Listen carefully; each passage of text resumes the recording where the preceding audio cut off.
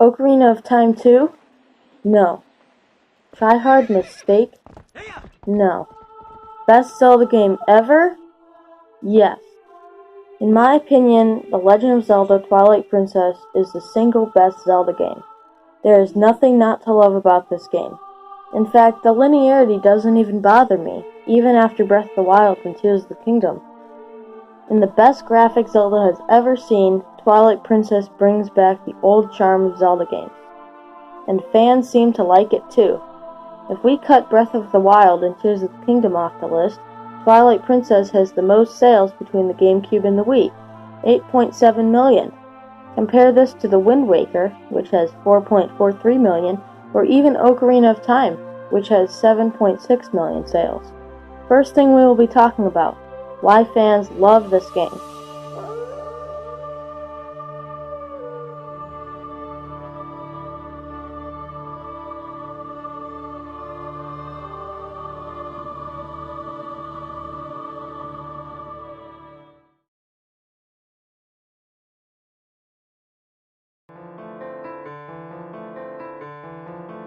The number one thing I'm going to say why people love this game is Midna.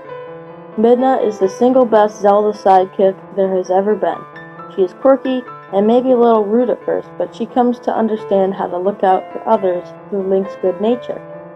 Other things people like are the graphics, horseback combat, and Link's relationship with Colin from Ordon Village. No other Zelda game has a relationship as these two boys have. These are not all the reasons, just the most prominent ones. Now, moving on from why people love this game, we must get into why Twilight Princess didn't sell as much as it should have. Now, being the Zelda game ranked third on the list for sales, you are probably wondering why I would add this segment to the video. But it is very important for people to know. First, Twilight Princess was released in 2006 on two systems, the GameCube and the Wii. Twilight Princess HD was released for the Wii U 10 years later. The problem? Two of these systems, the GameCube and the Wii U, were systems that failed.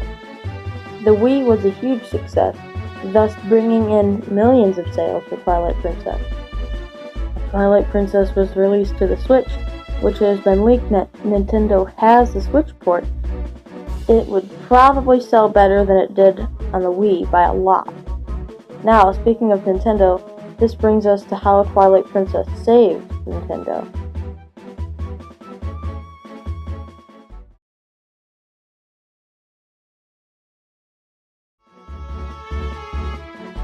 Back in 2006, when Twilight Princess came out, Nintendo was getting ran over by companies with their PlayStations and Xboxes. Twilight Princess was Nintendo's last chance to jumpstart sales again and pull ahead or even equal to Sony and Microsoft. And it worked. Zelda fans wonder why they won't release the game on the Switch. Personally, I want Twilight Princess, not Echoes of Wisdom. More on that later.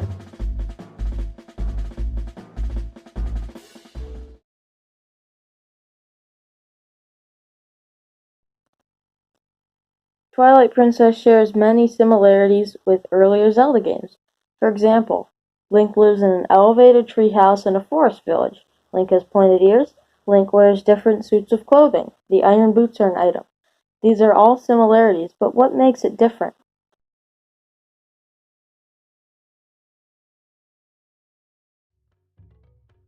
The number one thing is the darkness. Twilight Princess has a very dark atmosphere, which in my opinion makes the game 10 times as good. Twilight Princess also has the best graphics Zelda has ever seen.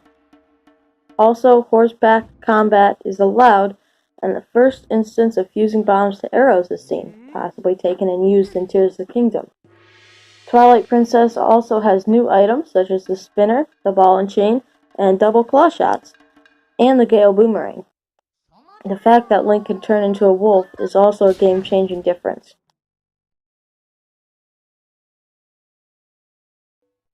Midna is the best companion in the Zelda series. She may appear unappealing at first, saving Link to serve her needs. She leaves Link in a burning building and tells him what to do until after Midna's lament, when she sees the selfless act of Zelda and her personality completely changes. Midna becomes more caring and even helps Link after she accomplishes her needs. Midna is the Twilight Princess. Early in the game, Nintendo tricks the player by making him or her believe that Zelda is the Twilight Princess. Later, though, it is revealed that Midna is the princess and that she is trying to defeat Zant to regain her throne.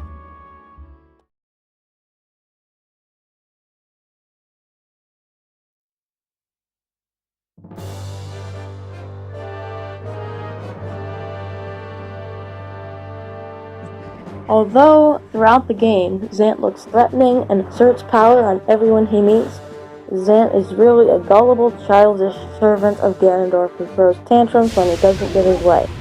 Eventually, Midna destroys him and takes back over the Twilight Realm. Zant is a usurper king who cursed Midna into an impish form and banished her from the Twilight Realm. He invaded Hyrule and took over Hyrule Castle. Right before getting destroyed, he informed Link about Ganondorf. Moving on from heroes and villains, we will get into one of the most important parts of any game, music.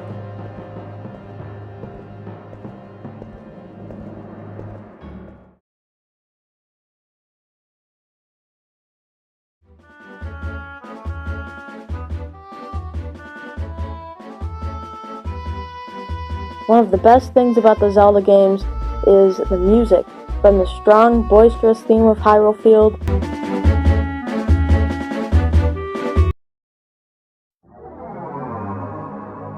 to the shaky, unpleasant ambience of the Twilight Realm.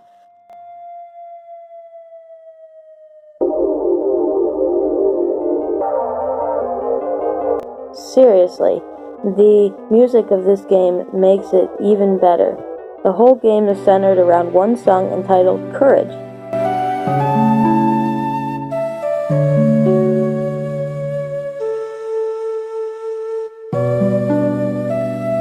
Parts of this song can be found in every boss battle theme and in the Hyrule Field theme.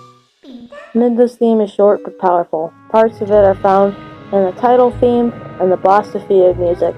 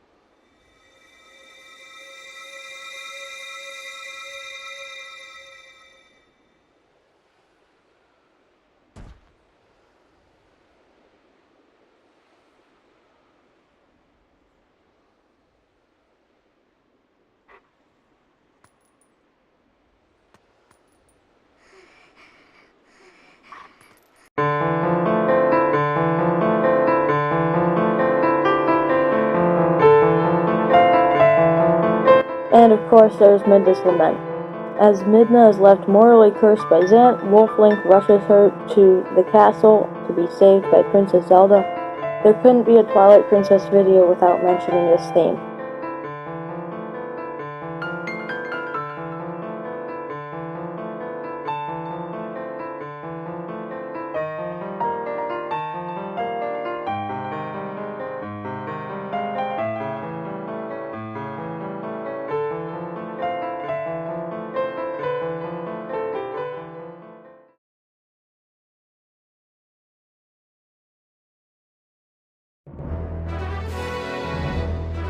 Twilight Princess uses a new Hyrule Field theme containing clips of the main Zelda theme, but mainly its own music.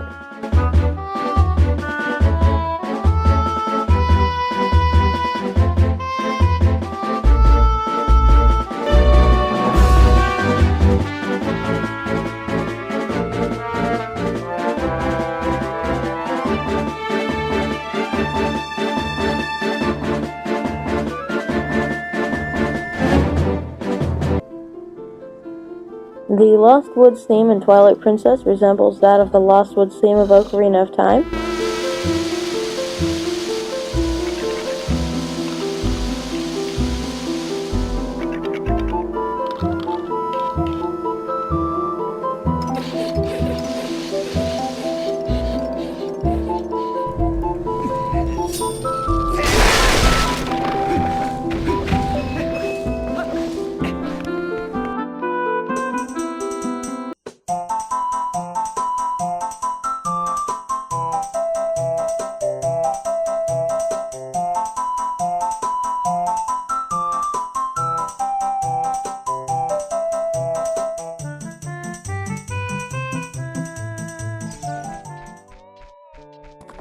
The grass reeds Link blows onto some of his horse are similar to the Lon Lon Ranch theme in Ocarina of Time.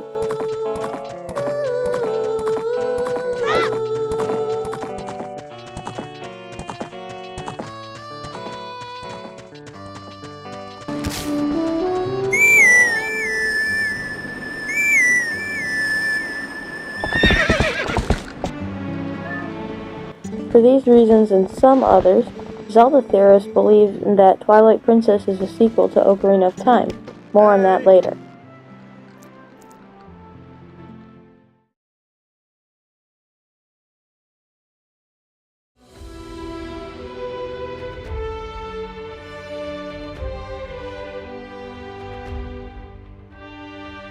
By New Zelda, I mean the 2017 game Breath of the Wild. This game is awesome. It is my third favorite next to its sequels, Tears of the Kingdom and Twilight Princess. The openness of this world is incredibly cool and likable. The thing that sets this game off from being the best is that, as Link, you gain almost all your abilities on the Great Plateau. Instead of gaining items throughout the game so you feel significantly stronger at the end, the runes are gained at the beginning of the game. Still, the pros outweigh the cons, and the Breath of the Wild is a spectacular game, except for the dungeon.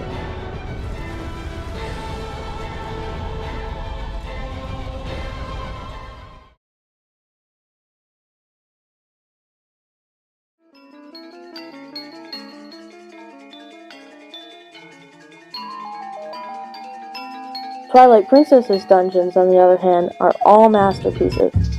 The Forest Temple fits right in with the surroundings: overgrown vines, giant spiders, and ugly forest trolls.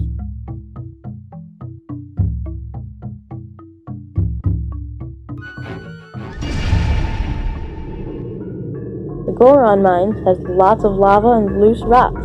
Even the bats are on fire. The Iron Boots' electromagnetism is a spectacular way to reach new places.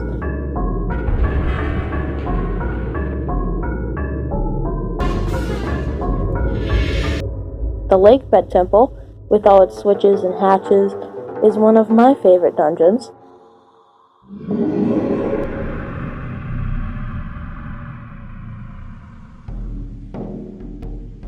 The Arbiter's Ground is another spectacular dungeon with the Poes, skeletons, and decorative skulls amid the sand. The spinner is another unique Zelda item, and I love it.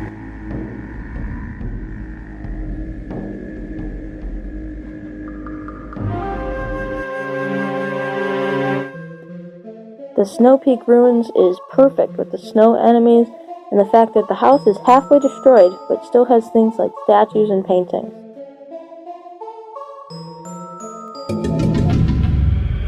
And the Temple of Time is my favorite dungeon in the entire game, with the Dominion Rod as the item. The Dominion Rod looks and acts quite like the Tri-Rod in Echoes of Wisdom.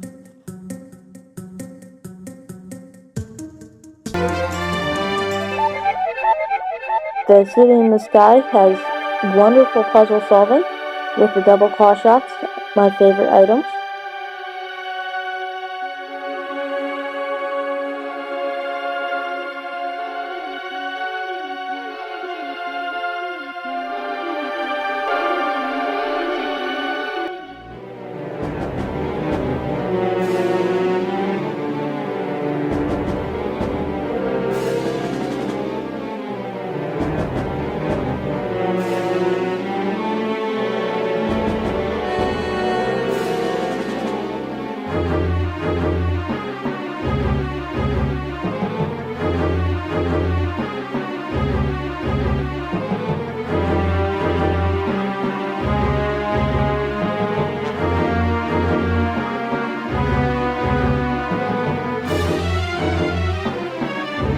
The final boss battle with Artirock is iconic, with Link swinging from P-hat to P-hat, dodging plumes of fire.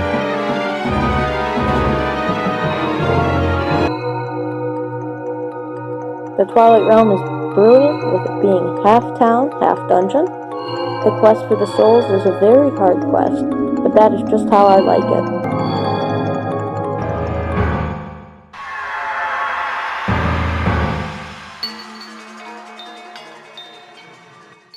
The final battle with Zant is even more of a masterpiece, with the fight occurring in many different places with many different items.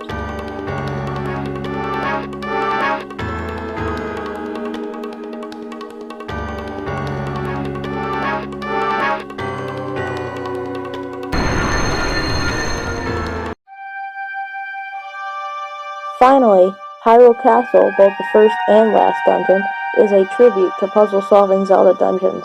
The dark nuts guarding the doors, the keys based on the flames and walls, and just the decoration is incredible.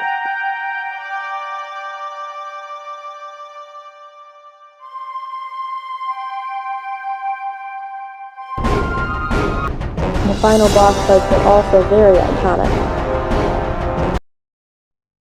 Another great detail about the dungeons is when Link opens a dungeon door for the first time, dirt falls off the door. But when he opens it again, no dirt falls because it has already been shaken off by Link's first time opening the door.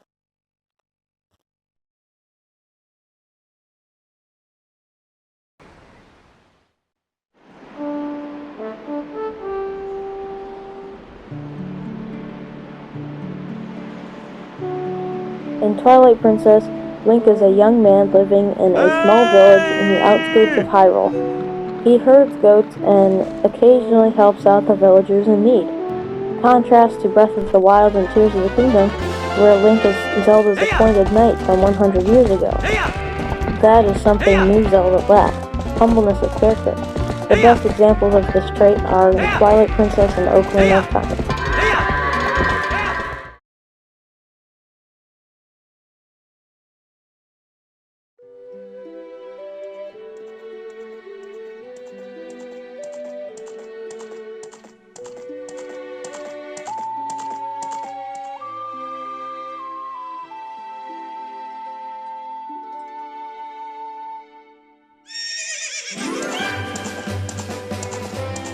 Ocarina of Time was a fantastic Zelda game.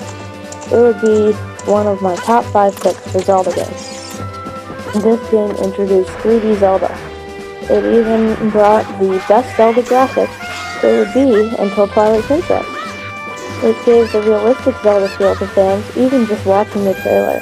Favorite items: a weak sword and a strong sword, and the introduction of the mirror shield. The Ganon fight had multiple stages and introduced the battle style of putting the energy back and forth. The Bow of Light was introduced, and the fact that time travel is possible topped this game off. Ocarina of Time is a near perfect Zelda for 1998. Ocarina of Time would be my favorite if it was a little more modern. That's why I like Twilight Princess, old Zelda with new things.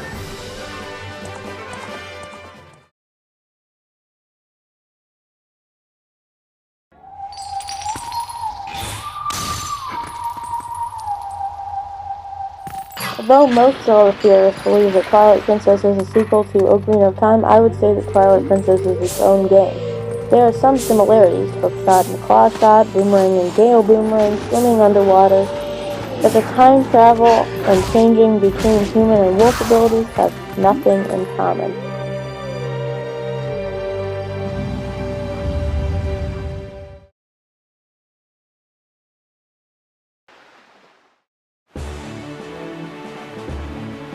The Wind Waker was a 2002 Zelda game, making it the last major Zelda before Twilight Princess. The Wind Waker introduced toon graphics and was a very bright game. In my opinion, the toon graphics is what held it back at 4.43 million sales on the GameCube.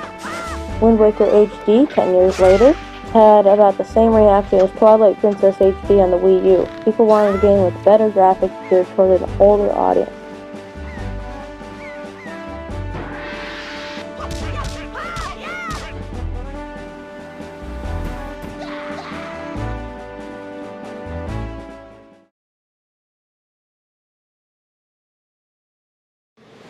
Thank you, Mr. Iwata. I hope you've all enjoyed our program this morning. But before you leave, I'd like you to step inside one more world for Nintendo GameCube.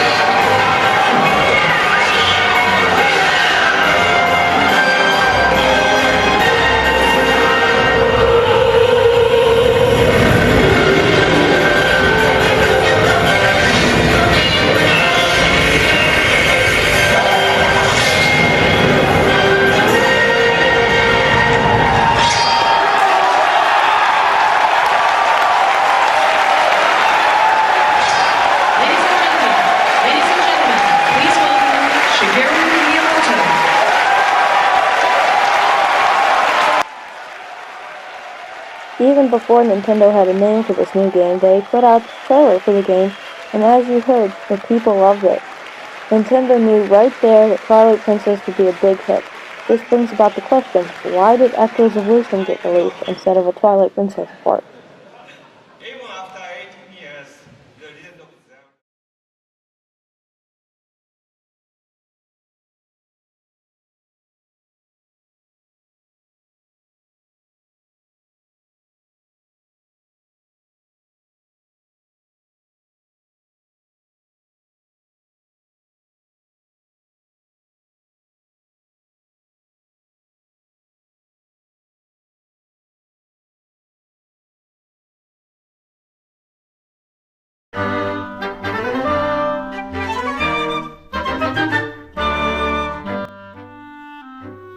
Alright, let me get this out of the way. I have played 11 different Zelda games all the way through, and I have to say I would rank Echoes of the Wisdom dead last. The toon graphics are awful, just the brightness of the game turns me off. I don't really mind the 2D aspect, but where are the items? Playing as Zelda is a very disheartening feature, in my opinion. Something about the damsel saving the hero in distress is a little bit backwards. Zelda shows no emotion on her face, while Link in Twilight Princess is constantly changing emotion. Also, Echoes of Wisdom is barely an open world. Maybe a bit more open than Twilight Princess, but it is a linear Zelda game. The fastest speed run for Echoes of Wisdom is 34 minutes, while Twilight Princess is a 2-hour and 48-minute run, showing it is a longer, harder, and better programmed Zelda game than Echoes of Wisdom. And playing an average of an hour of Zelda every day, it took me over a month to complete Twilight Princess, but I had 90% on Echoes of Wisdom in 9 days, including all side quests, all armor sets and accessories, all smoothie recipes, and all might crystals minus 21. Combat was disappointing. This game was very easy and had a lot of things I did not like, but while being my least favorite Zelda game, I'm not saying it's a bad Zelda. It's just new Zelda. I love the new Zelda formulas of Breath of the Wild and Tears of the Kingdom. Of course, they were not perfect, but those two games are the best, only next to Twilight Princess. Echoes of Wisdom changes the formula for new Zelda in a way that is unfavorable to me.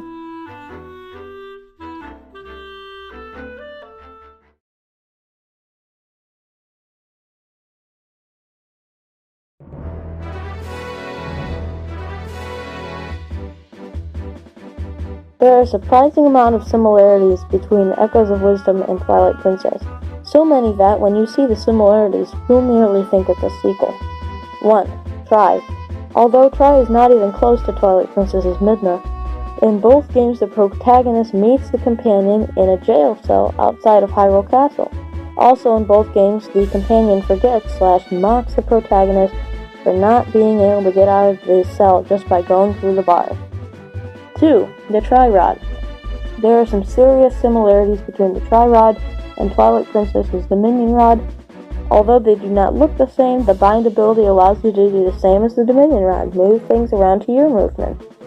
Also, the Dominion Rod is Zelda's weapon in Hyrule Warriors, bringing us back to the Tri-Rod being Zelda's, quote, weapon in Echoes of Wisdom. 3. Disguise outfit. In Echoes of Wisdom, Zelda must set out into the world disguised with a hood over her head. In Twilight Princess, the first time Link meets Zelda, she is disguised in a similar hood and cloak.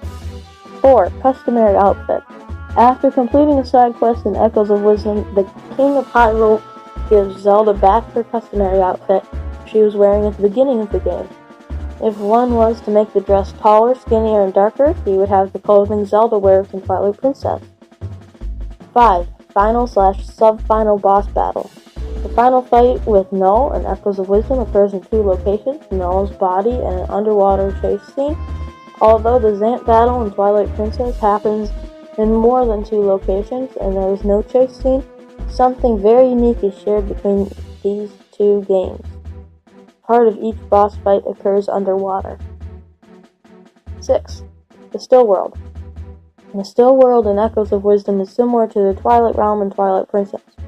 Although the Still World is themed with purple and the Twilight Realm is themed with black and white, they share similar music and appearance. They're consisted of floating objects.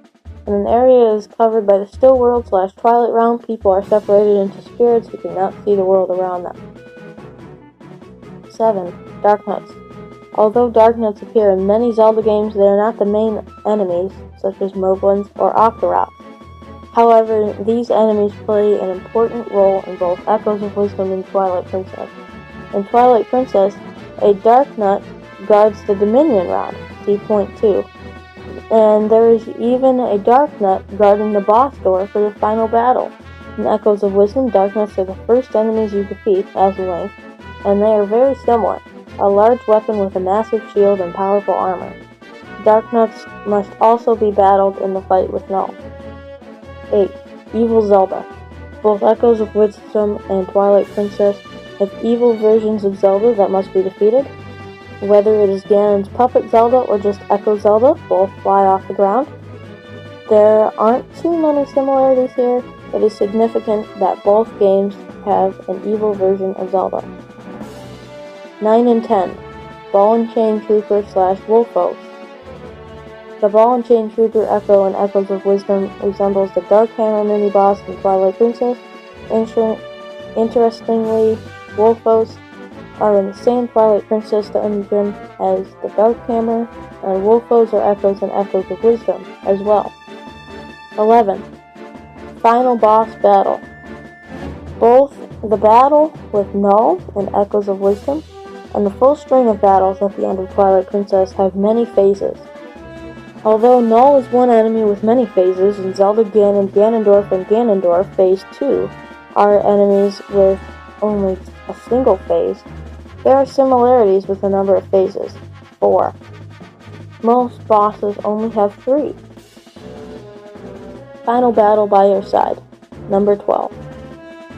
In both games, both Zelda and Link team up against the final boss. The type of team they make differs, but the idea is still the same. 13. Underwater Swimming. Both Echoes of Wisdom and Twilight Princess allow the protagonist to swim underwater, which cannot happen in most Zelda games. Zelda may do it normally, but she has limited swim time, while Link may swim only with the Zora armor, but may stay underwater indefinitely. 14. Bombfish. The Bombfish Echo in Echoes of Wisdom and the water bombs in Twilight Princess look very similar. Underwater, dragon-like balls with a bomb in their mouth. 15. Horse Calls. In Echoes of Wisdom, you may put down a carrot echo to summon your horse, while in Twilight Princess you must blow on grass or the horse call item to summon your horse. Even though these are both different from each other, the concept remains the same.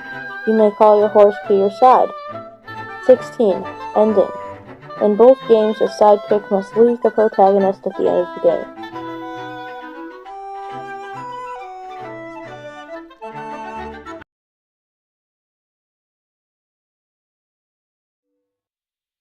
Twilight Princess, an underrated triumph.